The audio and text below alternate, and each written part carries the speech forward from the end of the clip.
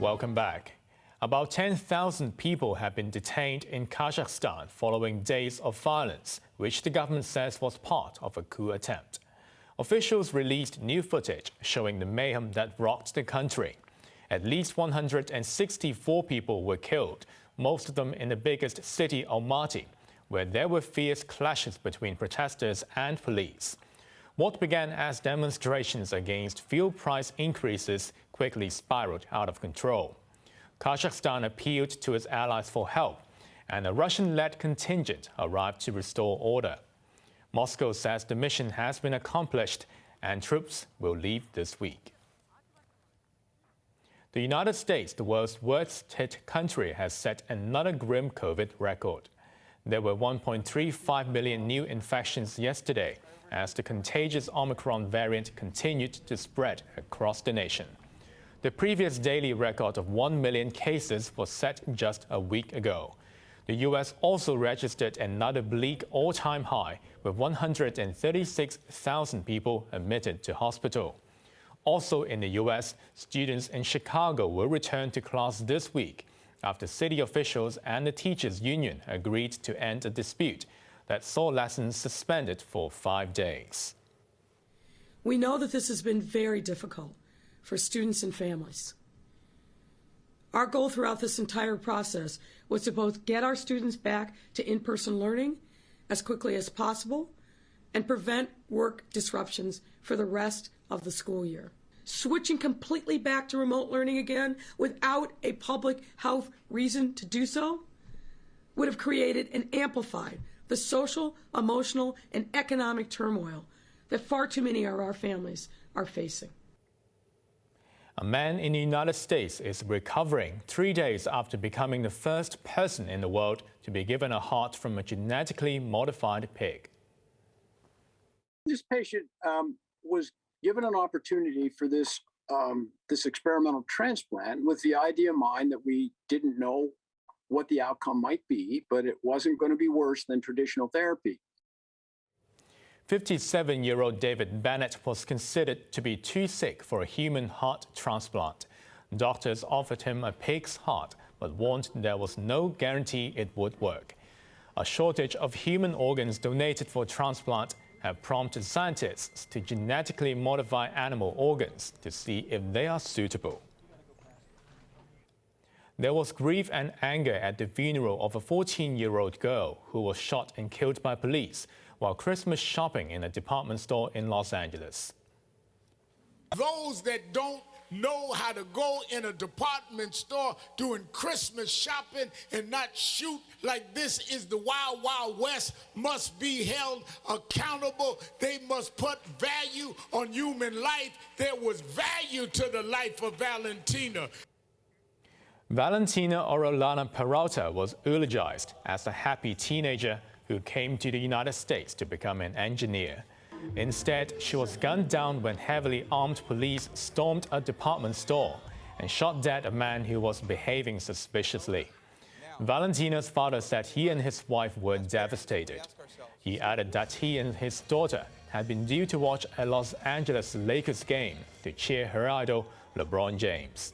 Justice officials in California are investigating the shooting. Locally again, police have arrested 2 more employees of a foster home that is alleged to be at the center of a child abuse scandal, taking the tally to 16. The 2 women, aged 25 and 28, worked for the children's residential home run by the Society for the Protection of Children. Police now say 29 toddlers were maltreated at the Mongkok home. The child care center came under the spotlight last month after nearby residents witnessed children being abused. A secondary student has pleaded guilty to wounding a policeman during an anti-government protest 3 years ago.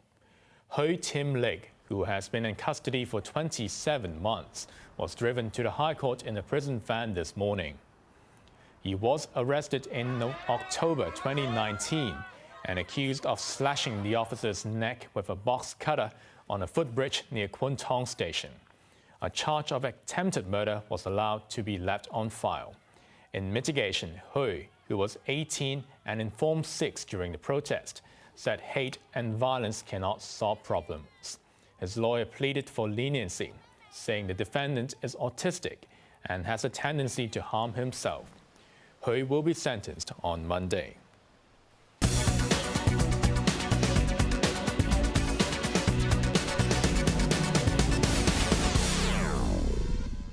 The Hang Seng Index closed flat as investors awaited further indications from the U.S. Federal Reserve on the pace and number of interest rate hikes this year.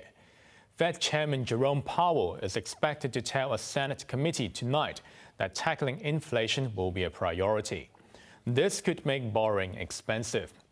Wuxi Biologics was among the gainers, jumping 6% after a vote of confidence by U.S. investment banks.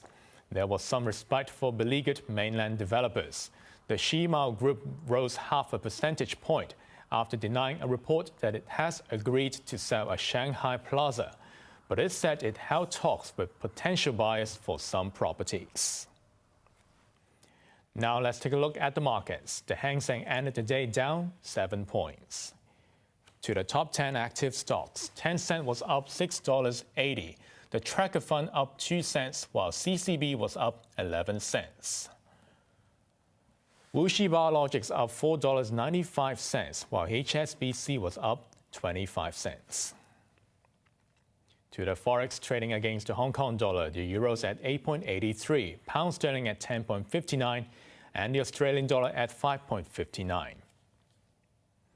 Finally, in Europe, the London FTSE is currently up 48 points. On to the weather now. Expect a cool start tomorrow morning with clouds giving way to sunny intervals later. Temperatures will range between 15 and 19 degrees, turning fine and dry as we head into the weekend. Now let's take a look at the weather around the world.